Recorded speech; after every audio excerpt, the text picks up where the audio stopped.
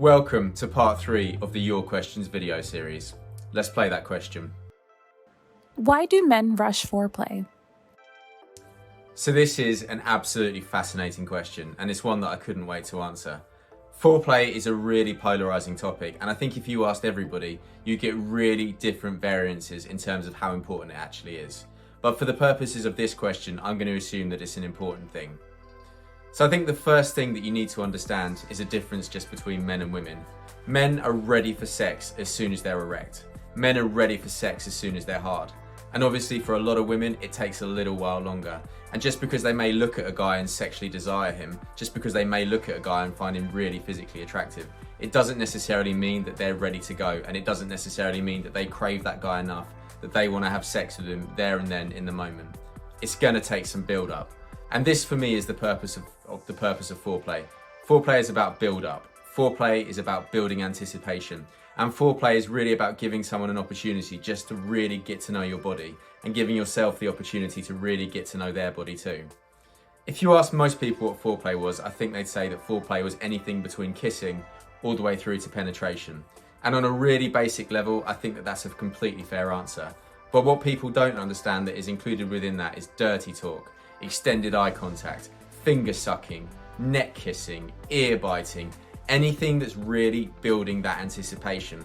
And we know from a psychological perspective that what really builds anticipation and makes us want something is when we don't know when it's going to come, when we feel like it's being teased in front of us, and then when we're given a little bit and then it's taken away from us. That's what really builds the craving. So foreplay is the perfect opportunity to do that. Two people can be making out, then it turns into a little bit of neck kissing, then it goes back to making out, then there's a bit more neck kissing and a bit of ear biting.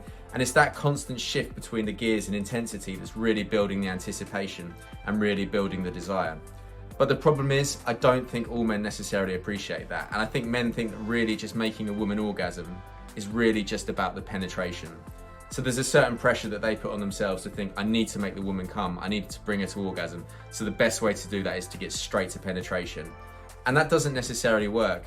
And in fact, we know that only around 50% of women will actually come from penetration alone anyway. And the other 50% will need a lot of clitoral stimulation to bring them to that point too. So this is where foreplay can really become key in that as well. And this is where penetration acts as a really good addition to the foreplay, but it's the foreplay that's really going to bring the woman to the point of climax. But this is quite a long-winded process and a long and deep way of thinking about it. And these types of conversations are the sorts of conversations that you should have with your partner or you should have with the person that you're being with. And this is key for men now to let go of their ego. And this is key now for women to be honest and just say, I'd prefer it if you did this, or I'd prefer it if you did that. Because it's really quite an easy conversation to have. You just need to take away the ego and you just need to take away the inhibitions and then just have that conversation. And then the sex will get a lot better as a result of that. Another reason why I think people rush it is it's based on what men see in porn. So porn is not about delayed gratification. Porn is about instant gratification. And if guys watch a lot of straight porn, they tend to look at the guy in that and see the noises that he's making the woman make, see the reaction that he's getting from the woman, and they think that they should take what they've seen in that bit of porn to the bedroom and use that with the partner.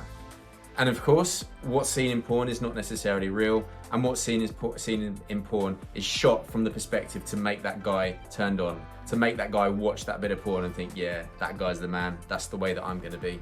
So it's giving quite an unrealistic standard, and it's giving a very different perspective as to what necessarily people want or what people should be doing in the real world. The other thing that's really key to say too is that some men masturbate a lot, and often some men only masturbate for about 10 to 15 minutes. And what that means is they're watching 10 to 15 minutes worth of porn and they're condensing the whole sexual desire and they're condensing the whole sexual experience into that 10 minutes. And of course, for a woman, 10 minutes is not a lot of time to build up the anticipation. 10 minutes is not a lot of time to build up the desire. But men have just made that connection in their head that sex should be quick, sex should be fast, and sex should be direct. On a subconscious level, admittedly, but because that's how they've made their masturbation feel, that's what they're then taking through to the bedroom as well. So a really interesting question, and one I think that's actually quite easy to answer. You just need to peel it back and look at what's really going on here. But thank you very much for watching this video. If you liked it, please can I ask you to click like and subscribe down below. If you really liked it, I am now offering one-on-one coaching on my website that's also linked down below. Thank you so much for watching this video.